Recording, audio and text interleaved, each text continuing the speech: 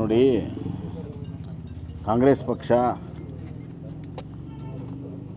ಅಂಬೇಡ್ಕರ್ ಅವರ ಬಗ್ಗೆ ಅವ್ರ ಜೀವಂತಿದ್ದಾಗ ಯಾವ ರೀತಿ ನಡ್ಕೊಂಡಿದ್ದಾರೆ ಅನ್ನುವಂಥದ್ದು ಇವತ್ತಿನ ಯುವ ಜನರಿಗೆ ಎಲ್ಲ ಕೂಡ ಬಹಿರಂಗವಾಗಿಬಿಟ್ಟಿದೆ. 2 ದಿವಸ ಸಂಸತ್ನಲ್ಲಿ ನಡೆದಂಥ ಸಂವಿಧಾನದ ಬಗ್ಗೆ ಚರ್ಚೆಯಲ್ಲಿ ಕಾಂಗ್ರೆಸ್ಸು ಸಂಪೂರ್ಣವಾಗಿ ಸಂವಿಧಾನದ ವಿರೋಧವೂ ಹೌದು, ಅಂಬೇಡ್ಕರ್ ವಿರೋಧವೂ ಹೌದು ಅನ್ನೋದು ಭಾಳ ಸ್ಪಷ್ಟವಾಗಿದೆ. ಅದನ್ನು ಮುಚ್ಚಿಕೊಳ್ಳಲು ಇವತ್ತು ಅವರ ಹೇಳಿಕೆಯನ್ನು ತಿರುಚಿ ಇವತ್ತು ಈ ಒಂದು ತಮ್ಮ ಇಷ್ಟು ದಿವಸದ ಅಪರಾಧವನ್ನು ಮುಚ್ಚಿಕೊಳ್ಳಲು ಈ ಕೆಲಸವನ್ನು ಅವ್ರು ಮಾಡ್ತಾಯಿದ್ದಾರೆ. ಅವ್ರಿಗೇನಾದರೂ ಅಂಬೇಡ್ಕರ್ ಅವ್ರ ಬಗ್ಗೆ ಕಳಕಳಿ ಇದ್ದರೆ ಅವರೇನು ಹಿಂದೆ ಅವ್ರ ಹಿರಿಯರೆಲ್ಲ ಏನು ಅಂಬೇಡ್ಕರ್ಗೆ ಅಪಮಾನ ಮಾಡಿದ್ದಾರೆ, ಅದಕ್ಕೆ ಪ್ರಾಯಶ್ಚಿತ್ತ ಮಾಡ್ಕೋಬೇಕು. ಸರಿ, ಬಸ್ ದರ ಏರಿಕೆ ಜನ ವಿರೋಧಿ, ಅದರಲ್ಲಿ ಎರಡೇ ಮಾತೇ ಇಲ್ಲ. ಜನಸಾಮಾನ್ಯರು ಹೇಳ್ತಾ ಇದ್ದಾರೆ. ಅವರು ಏನು ಶಕ್ತಿ ಯೋಜನೆ ಮಾಡಿದ್ದಾರೆ, ಕಾಲಕ್ಕೆ ಆ ದುಡ್ಡು ಕೊಟ್ಟಿಲ್ಲ. ಅವರು ಸರ್ಕಾರದ ಬಾಕ್ಸಿಂದ ಕೊಡಬೇಕಾಯಿತು, ಕೊಟ್ಟಿಲ್ಲ. ಅದರಿಂದ ಬೇರೆ ಯುವಕರಿಗೆ ವಿದ್ಯಾರ್ಥಿಗಳಿಗೆ ಭಾಳ ತೊಂದರೆ ಆಗಿದೆ.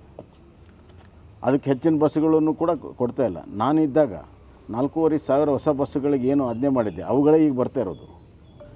ಮತ್ತು ಸಾಲ ಹೇಳ್ತಾರೆ ಅವರು ಕಾಂಗ್ರೆಸ್ ಕಾಲದಿಂದನೂ ಕೂಡ ಅದು ಕ್ಯುಮುಲೇಟಿವ್ ಸಾಲ. ಅದು ಕೋವಿಡ್ ಸಂದರ್ಭದಲ್ಲಿ ಲಾಸ್ ಆಗಿತ್ತು, ಆದರೂ ಕೂಡ ಯಡಿಯೂರಪ್ಪನವರು ಅವರಿಗೆ ಕಾಂಪನ್ಸೇಟ್ ಮಾಡಿಕೊಟ್ಟಿದ್ದಾರೆ. ನಮ್ಮ ಕಾಲದಲ್ಲೂ ಕೂಡ ನಾವು ಯಾವುದೇ ರೀತಿಯ ತೊಂದರೆ ಆಗದಂತೆ ಇವತ್ತು ಮಾಡಿದೆ. ಈ ಸಂದರ್ಭದಲ್ಲಿ ಅವ್ರಿಗೆ ಡೀಸೆಲ್ಗೆ ಸುದ್ದ ದುಡ್ಡು ಕೊಡೋಕ್ಕೆ ದುಡ್ಡು ಇಲ್ಲದಂಥ ಪರಿಸ್ಥಿತಿಯನ್ನು ಮಾಡಿದ್ದಾರೆ. ಅದಕ್ಕಾಗಿ ಅವರು ತಮ್ಮ ಗ್ಯಾರಂಟಿಗೆ ಸಂಪನ್ಮೂಲ ಕ್ರೋಢೀಕರಿಸಲು ವಿಫಲವಾಗಿ ಈ ರಾಜ್ಯವನ್ನು ದಿವಾಳಿ ಮಾಡಿದ್ದನ್ನು ಈಗ ಸರಿದೂಗಿಸೋ ಸಲುವಾಗಿ, ಮುಚ್ಚಾಕೋ ಸಲುವಾಗಿ ಈ ಥರ ಜನರ ಮೇಲೆ ತೆರಿಗೆಯ ಭಾರವನ್ನು ಹಾಕ್ತಾಯಿದ್ದಾರೆ. ಇದು ಕೇವಲ ಸಾರಿಗೆ ಅಂತಲ್ಲ, ನೀವು ಯಾವ ವಿಚಾರದಲ್ಲೂ ತೆಗೆದುಕೊಳ್ಳಿ.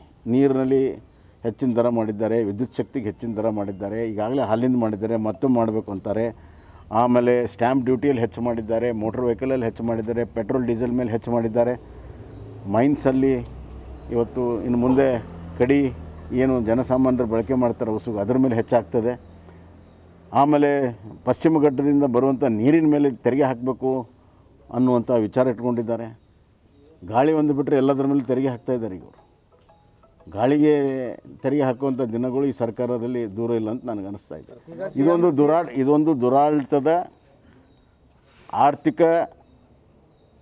ನಿರ್ವಹಣೆಯಲ್ಲಿ ವಿಫಲವಾಗಿರುವಂಥ, ಅಭಿವೃದ್ಧಿ ಶೂನ್ಯವಾಗಿರುವಂಥ ಪ್ರತಿಫಲ ಈ ತೆರಿಗೆಗಳ ಭಾರ ಇವತ್ತು ಕರ್ನಾಟಕದಲ್ಲಾಗಿದೆ. ಸರ್, ಈ ಬಗ್ಗೆ CM ಕೇಳಿದ್ರೆ ಇಲ್ಲ ರೈಲ್ವೆ ದರ ಏರಿಕೆ ಮಾಡಲಿಲ್ವಾ ಕೇಂದ್ರದವರು ಅಂತ ಹೇಳ್ತಾರೆ. ಅಲ್ಲ, ಇದಕ್ಕೆ ಹೋಲಿಕೆ ಮಾಡೋಕ್ಕಾಗಲ್ಲ.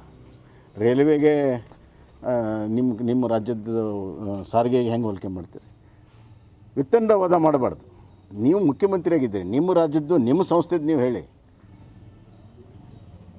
ಈಗ ರಸ್ತೆಗಳೆಲ್ಲ ತೆಗ್ಬಿದ್ದಿದ್ದಾವೆ, ಚಂದ್ರ ಮೇಲೂ ತೆಗ್ಗಿದ್ದಾವೆ ಅಂತಂದ್ರೆ ಏನಾದ್ರು ಅರ್ಥ ಇದೆಯಾ? ಅದಕ್ಕೆ ರಸ್ತೆಗಳು ನೋಡೋಂಗಿಲ್ಲ, ಒಂದು ಪ್ಯಾಚ್ ವರ್ಕ್ ಮಾಡೋಕ್ಕಾಗಿಲ್ಲ. ಇವ್ರಿಗೆ ಯಾವ ನೈತಿಕತೆ ಇದೆ? ಸರ್, ಕುಮಾರಸ್ವಾಮಿ ಹೇಳ್ತಾ 60% ಸರ್ಕಾರ ಇದೆ ಅಂತ ಹೇಳಿಕೆಗೆ ಸಿದ್ದರಾಮಯ್ಯ ಕೊಟ್ಟಿದ್ದು ಸಾಕ್ಷಿ ಕೊಡಲಿ, ಅವರು ಪುರಾವೆ ಮಾಡಲಿ. ಏನು 40% ಅಂತ ಹೇಳಿದ್ರಲ್ಲ, ಅವಾಗಿನ ಸಾಕ್ಷಿ ಕೊಟ್ಟರೆ? ಇವತ್ತುವರೆಗೂ ಸಾಕ್ಷಿ ಕೊಟ್ಟಿಲ್ಲ. ಇವತ್ತುವರೆಗೂ ಒಂದು ಕೇಸು ಅಲ್ಲಿ ಸಾಕ್ಷಿ ಕೊಟ್ಟಿಲ್ಲ. ಕಮಿಷನ್ ಮಾಡಿದರೂ ಕೂಡ ಇವತ್ತುವರೆಗೂ ಒಂದು ಕೊಡೋಕ್ಕಾಗಿಲ್ಲ. ಭ್ರಷ್ಟಾಚಾರ ಬಹಳ ದೊಡ್ಡ ಪ್ರಮಾಣದಲ್ಲಿರುವಂಥದ್ದು ಸತ್ಯ. ಜನಸಾಮಾನ್ಯರು ಅನುಭವಿಸ್ತಾ ಇದ್ದಾರೆ. ಅಂಗೈ ಹುಣ್ಣಿಗೆ ಕನ್ನಡಿ ಬೇಕಾಗಿಲ್ಲ. ಜನಸಾಮಾನ್ಯರಿಗೆ ಕೇಳಿದ್ರೆ ಗೊತ್ತಾಗುತ್ತೆ. ಒಂದು ಕಚೇರಿಗೆ ಹೋದರೆ ಎಷ್ಟು ಭ್ರಷ್ಟಾಚಾರ 3 ಪಟ್ಟು 4 ಪಟ್ಟು ಹೆಚ್ಚಾಗಿದೆ. ಜನಸಾಮಾನ್ಯರಿಗೆ ಭ್ರಷ್ಟಾಚಾರದ ಬಿಸಿ ಮುಟ್ಟಿದೆ, ಕಾಂಟ್ರಾಕ್ಟರ್ಗಳಿಗೆ ಬಿಸಿ ಮುಟ್ಟಿದೆ, ಎಲ್ಲ ವರ್ಗದ ಜನರಿಗೆ ಬಿಸಿ ಮುಟ್ಟಿದೆ. ಇನ್ನೂ ಮುಖ್ಯಮಂತ್ರಿಗಳು ಏನಾಗಿಲ್ಲ ಅನ್ನುವಂಥ ವರ್ತನೆ ಮಾಡ್ತಿರುವಂಥದ್ದು ಭ್ರಷ್ಟಾಚಾರವನ್ನು ಮುಚ್ಚಾಕೊಳ್ಳೋ ಪ್ರಯತ್ನ. ಜನರಿಗೆ ನಾವು ಗ್ಯಾರಂಟಿ ಆದರೂ ಕೊಟ್ಟಿದ್ದೀವಿ, BJP ಅವ್ರು ಏನು ಕೊಟ್ಟಿದ್ದಾರೆ ಅಂತ ನೋಡ್ರಿ. ಇತ್ತೀಚೆಗೆ ಇವರು ಕೊಟ್ಟಿರುವಂಥದ್ದು ರೈತರಿಗೆ, ನಮ್ಮ ಕಾಲದಲ್ಲಿ ಯಡಿಯೂರಪ್ಪರ ಕಾಲದಲ್ಲಿ ವಿದ್ಯುತ್ ಶಕ್ತಿ ಫ್ರೀ ಮಾಡಿ ತಿರುಗಿ 15 ವರ್ಷ ಆಯಿತು ಪಂಪ್ ಸೆಟ್ಗಳಿಗೆ. ಏನು ಕಾಂಗ್ರೆಸ್ ಮಾಡ್ತಾ ಅದು? ಈ ಭಾಗ್ಯಲಕ್ಷ್ಮಿ ಹೆಣ್ಮಕ್ಳು ಹುಟ್ಟಿದರೆ ಅವ್ರಿಗೆ ಸಹಾಯ ಮಾಡುವಂಥದ್ದು ಏನು ಕಾಂಗ್ರೆಸ್ ಮಾಡ್ತಾ? ನಾನು ರೈತರ ಮಕ್ಕಳಿಗೆ ವಿದ್ಯಾನಿಧಿ ಕೊಟ್ಟೆ, ಕಾಂಗ್ರೆಸ್ ಮಾಡ್ತಾ? ರೈತರಿಗೆ ನಾವು ಯಶಸ್ವಿ ಯೋಜನೆ ಪುನರ್ ಪ್ರಾರಂಭ ಮಾಡಿದ್ವಿ ರೈತರ ಇನ್ಶೂರೆನ್ಸ್ ಸಲುವಾಗಿ, ಕಾಂಗ್ರೆಸ್ ಕೊಡ್ತಾ. ರೈತರ ಗೊಬ್ಬರವನ್ನು ಸರ್ಕಾರದಲ್ಲೇ ವಿತರಣೆ ಮಾಡಬೇಕನ್ನುವಂಥ ತೀರ್ಮಾನ ಮಾಡುತ್ತೆ, ಕಾಂಗ್ರೆಸ್ ಮಾಡ್ತಾ. ಎಷ್ಟೊಂದು ಹೇಳ್ಬೋದು. ಈಗ ಕಿತ್ತೂರು ರಾಣಿ ಚೆನ್ನಮ್ಮ ಶಾಲೆ ಮಾಡಿದ್ವಿ SC ST ಜನಾಂಗಕ್ಕೆ, ಕಾಂಗ್ರೆಸ್ ಮಾಡ್ತಾ. ಹೇಳ್ತಾ ಹೋದರೆ ದೊಡ್ಡ ಪಟ್ಟಿ ಇದೆ. ಸರ್, ಪ್ರಿಯಾಂಕಾ ಖರ್ಗೆ ವಿರುದ್ಧ ಯಾವ ನೈತಿಕ ಹಕ್ಕು ಬಿಜೆಪಿಯವರಿಗಿಲ್ಲ. ವಿಜೇಂದ್ರ ಸಾವಿರಾರು ಕೋಟಿ ರೂಪಾಯಿ ಲೂಟಿ ಹೊಡೆದಿದ್ದಾರೆ, ಬೇಕು ಅಮಿತ್ ಶಾ ಕ್ರಮ ತೆಗೆದುತ್ತಾರೆ ಅಂತ ಘೋಷಣೆ. ಈಗ ಪ್ರಕರಣ ಏನಿದೆ, ಆತ್ಮಹತ್ಯೆ ಸಾವಿದೆ.